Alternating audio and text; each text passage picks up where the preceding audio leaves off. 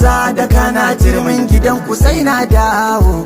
Ki haɗo shanin gidanku kabzan kai muku kiwo.